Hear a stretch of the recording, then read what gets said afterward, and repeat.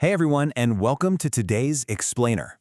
Today, we're diving into a topic that literally shapes all of our lives, our schools, and our communities.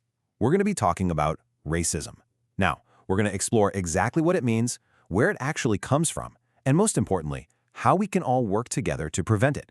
Because, this isn't just about understanding some heavy textbook concept. It's really about unpacking how we can actively build better, more inclusive communities right now in our everyday lives. It's all about awareness, equality, and finding that common ground. So let's unpack this whole thing together, right? Okay, so to understand the solution, we first have to really understand the root of the problem. Based on sociological research, racism happens when people are treated unfairly simply because of their skin color, their background, or their identity. It's essentially a form of prejudice that attempts to justify inequality, and it is absolutely crucial to understand that this unfairness happens on two main levels. First, you've got the interpersonal level. This is about how individuals treat each other on a daily basis, through exclusionary behavior or just hurtful words.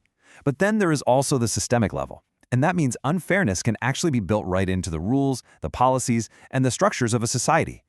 Both of these forms create really deep divides, and both serve to justify treating one group of people differently than another. So we have to ask ourselves, where does all this unfairness actually come from? Is it just human nature to exclude people who might seem a little different? Well, sociologists tell us something absolutely fascinating. Prejudice is not instinctive. We are not born with it. Literally, nobody enters the world holding biases against other groups of people. Instead, prejudice is taught and it's learned. We absorb it through observation, socialization, and just the general environment around us as we grow up.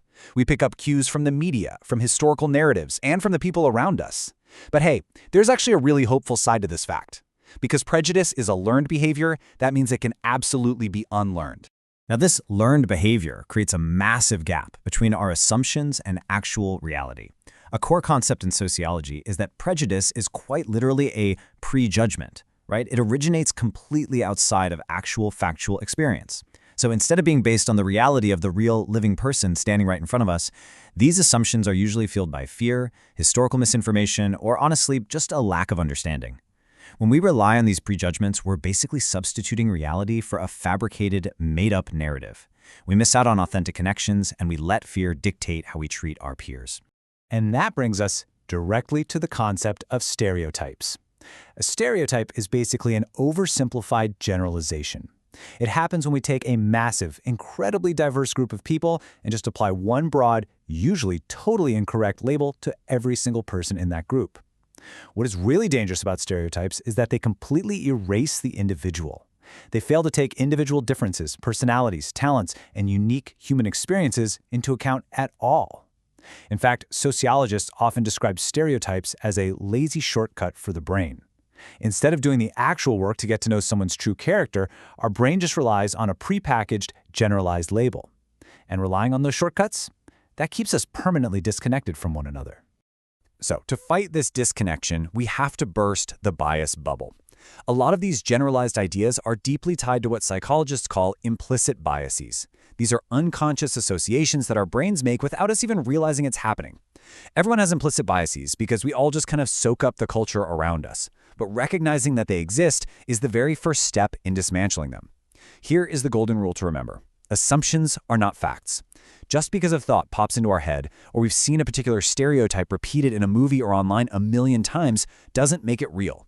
We have a responsibility to pause, recognize that assumption, and actively challenge those unconscious thoughts with reality. So how do we actually fight racism and prevent it from taking root in our communities? Well, the best way to create change is through positive daily action. First up, pursue education and awareness. Learning the actual history and facts about different cultures really breaks down the walls of the unknown. Second, communicate and foster understanding. Talk to your peers, study together, and be open to listening to experiences that might be completely different from your own. Third, own and understand your implicit biases. It is incredibly brave and absolutely necessary to admit that you might have blind spots and to actively work on them.